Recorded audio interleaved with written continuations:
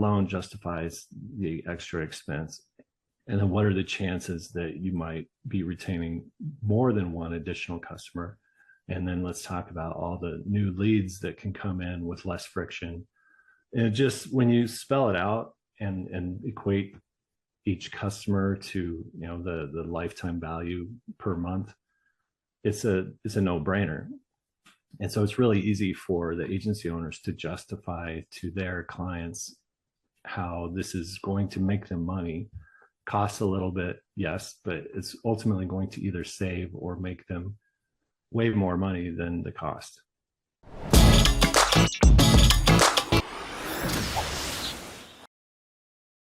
Well, welcome everyone to another fantastic episode of our podcast, the High Level Spotlight, where we bring in top players in the space of SaaSpreneurship, agency owner, high level world, and we like to highlight some of our members in some of the cool things that they built out. So I have Chad here, and Chad did something pretty neat. He built an integration around Mindbody in that entire space, and obviously it wasn't an overnight success or anything, but what I could tell you is Chad is willing to share a lot of the trials and tribulations that he went through in building something out. And we'll talk a little bit more about the solutions that it brings and kind of highlight it. Chad, how did you find HighLevel? What's your story? How did you get into the world of business?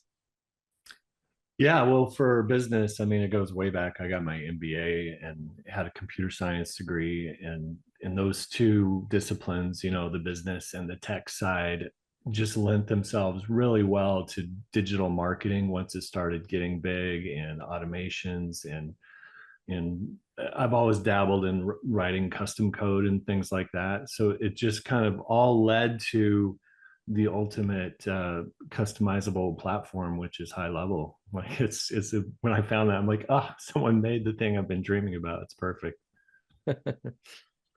Absolutely. So how did you get into the Mindbody side of things? Like, were you working with clients? Like, what made you say, you know what, I'm going to invest my time and effort and money and go build this thing out? Help us understand that chapter, the first chapter.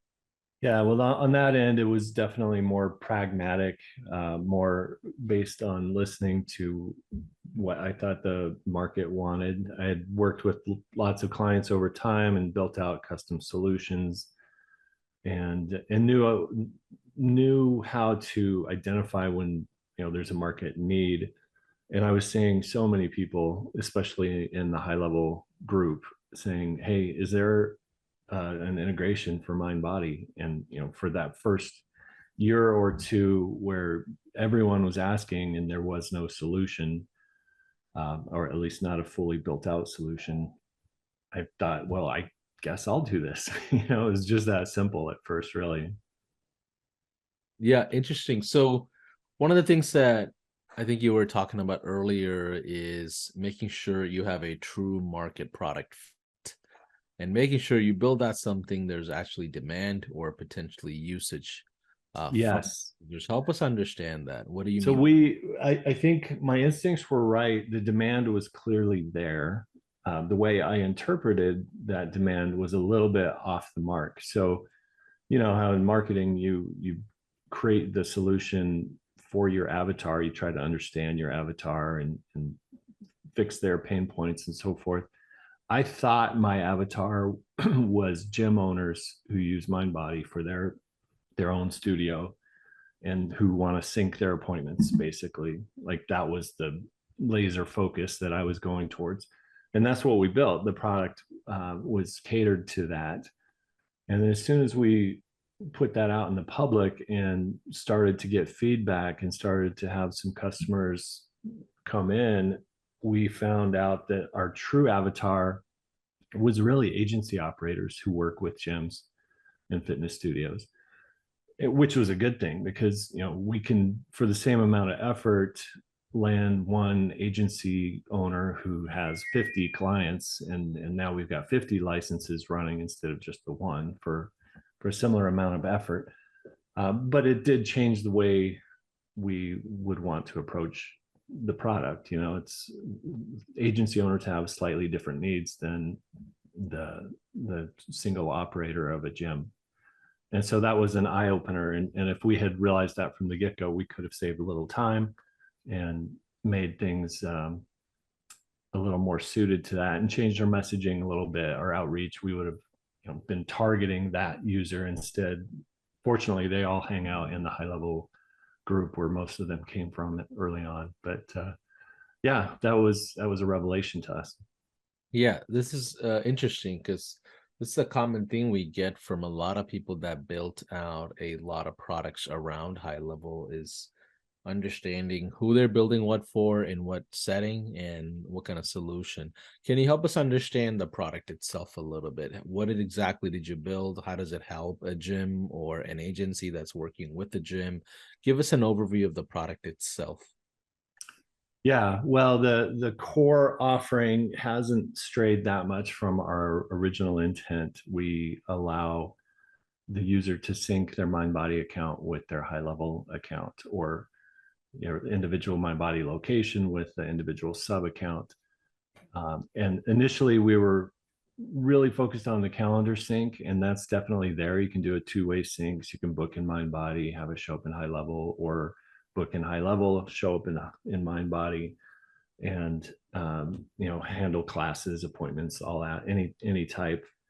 But what another thing we learned from working with our real clients is a lot of the locations, they're not that interested in the calendar sync. They're more interested in getting the vital data out of Mindbody into the contact record for HighLevel so that they can segment and target and really take that power into, or that information to give them power for outreach in HighLevel, where it's much better suited to use that information. So over time, we've created 25 or more custom fields that are all populated with data from Mindbody in real time.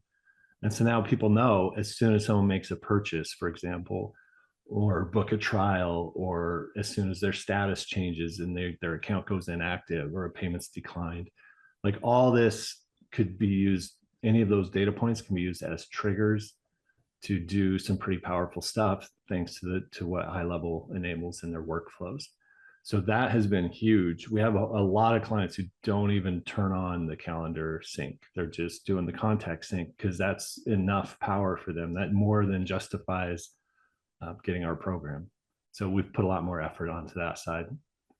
Yep. So how does the onboarding work? What does success look like to you guys? Is it through the agencies themselves, or do you do direct success? Well, we do still have some direct clients. We're not going to turn someone away.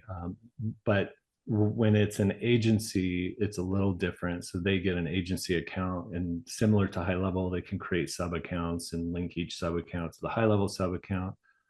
So currently, everyone who you can sign up, get a free trial for 2 weeks.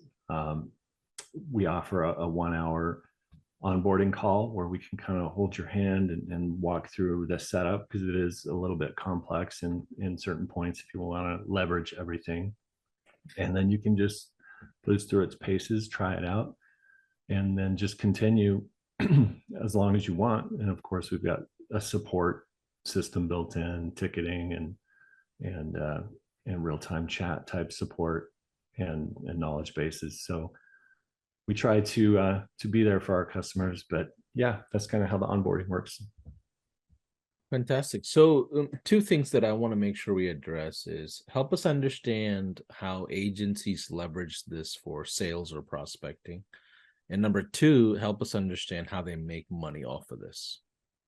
Yeah, for sure. One of the things, hitting the last one first on making money, with agencies, when you're selling our product to an agency who is buying a license for like 50 locations or more, the hit to the pocketbook's a lot bigger than someone who's just buying a single license. And we acknowledge that. So we created a volume discount where, at scale, an agency pays about half what the individual studios they work with are paying. And we always talk to them in the onboarding about how they can. We're charging them that, of course, similar to HighLevel. It's pretty much white label, and then they can charge whatever they want. And then we talk through how to make sense of that for their client. And one thing I always point out is, even if you put aside all the lead gen stuff, all the possibilities that can open up from, quickly booking a new lead through HighLevel and having it sync to Mindbody, that's all pretty obvious. But I take that out and say, forget all that. Just let's talk retention with the abilities to see the data of your clients, your existing customers in real time, and know their pain points and know what's going on with them in HighLevel, and have automations ready to engage and help solve those concerns. Excuse me. What are the chances that in a given month you might prevent an existing customer from leaving because you're more on top of the data? And what is a customer worth to you? And if one customer is worth more, the monthly value of a customer is worth more than the cost of the software, that alone justifies the extra expense. And then what are the chances that you might be retaining more than one additional customer? And then let's talk about all the new leads that can come in with less friction. And it just, when you spell it out and equate each customer to, the lifetime value per month, it's a no-brainer. And so it's really easy for the agency owners to justify to their clients how this is going to make them money. Costs a little bit, yes, but it's ultimately going to either save or make them way more money than the cost.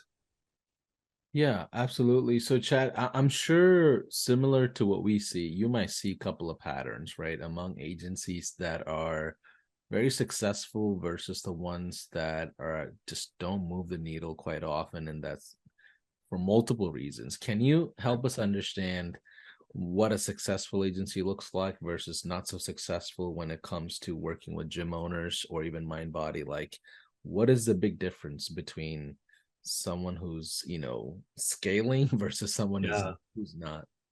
Yeah, definitely. I've seen, I'll give my perspective at least, because we've worked with a bunch of them, and some come and go and don't really seem to thrive. And some, I look at them, they start with 10 studios. And next thing I know, 6 months later, they've got 50. I'm like, whoa, what's going on? And the pattern that I see that's the most common thread is systems. Like, the thriving agencies have systems in place. They've got good onboarding flow. They've got a really solid snapshot. We offer a snapshot that's pretty good, but it's never been meant to just use it out of the box. It's meant to be customized and integrated within their own snapshot. And the best agencies are doing that. So they've got a custom built snapshot that they can hand to their clients, and their onboarding shows them how to use it. And they've got support in place to help them when they need it. And that's the ones that I see growing consistently. And the ones that are not thriving, what are the mistakes that you see them make? And I'm laughing deep down inside because the same thing we see inside HighLevel. There are agencies that within 2 weeks they'll get to 100 SaaS customers, and they just barely started SaaS, and barely know marketing, but they understand how to be aggressive and fulfill something. And you see folks that are not thriving, but they are high-level experts that's been drowning in workflows for like 4 years, and they haven't moved the needle, but they're in some sense just kind of hiding behind the workflows. What are the things that you see among the not so thriving agencies? What are the patterns there? Yeah, I mean, we've all seen that. And I think, speaking for myself at least, I've definitely been there too. Like, it's a really easy thing to get stuck in. You get analysis paralysis, and you're like, I have to make this perfect before I let the world see it. So I've been there, but that's definitely part of it. The ones who are always building and not implementing, not really putting it out there, not doing the actual outreach, the sales and the outreach is really the linchpin of everything. If you don't have a good sales message and a good ongoing outreach plan where you're doing something every day, you're just not going to grow. And the ones that really struggle, it feels like they're reinventing the wheel every day. Like each customer, they're doing something a little bit different, or maybe customizing it for every customer. And on the surface, that seems like great service, right? But it's just not scalable. So the ones who really succeed have built something that's scalable and repeatable, and that allows them to train VAs to offload a lot of the work, and then they can focus on the more important stuff like the marketing and the sales, and that just makes a huge difference. Yeah. Do you think they need to have an elite product to go to the market? Or can they go with like a minimum viable product to get out there? Oh my gosh, yeah, if only you knew what our product looked like behind the scenes when we did our first spotlight with Chase a couple of years ago. Like, it was held together with duct tape and baling wire. Like, well, I was just hoping it would work live on the demo, because we got it ready, and it was a minimum viable product. But we knew people were anxious for it, and we were pretty open with our early customers. We're like, here, this is a beta product, but we know you probably want it, so work with us and we'll make it better in real time. So absolutely, you do not have to have a polished perfect product when you go to market. Awesome. Well, when it comes to this whole experience of building out an integration, speak to those that potentially are building out integrations in other spaces. May not be healthcare, may not be gym, but like speak to those development minded folks that are trying to create a bigger solution on top of HighLevel. What are the mistakes you've made that you can share with them? What are some simple takeaways that avoids hundreds of thousands of dollars in development? Yeah, for sure. I mean, circling back to the one I mentioned already, spend a little more time understanding who your true avatar is, who your customer is that you're trying to reach, and take maybe do an ask campaign, a survey of sorts, where you ask them what they really want. And the people who you're hearing ask for the product, reach out to them and say, hey, what would really make the ideal product for you? What are your pain points, and what would be the best solution that would make you happy? If we had done that, we could have saved several months, going down the wrong path. And then the other side of it is use the HighLevel resources for developers that are there for you. They've got a Slack channel. They've got lots of good documentation. It's getting better all the time.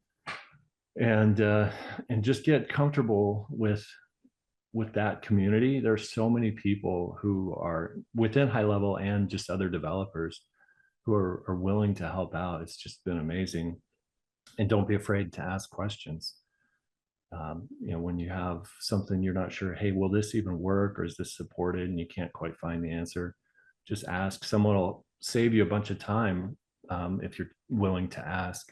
And then the only other thing I would say is, if you are a smart person who understands like the product that you want, you have a clear vision, but you're not like super solid at coding, don't let that hold you back.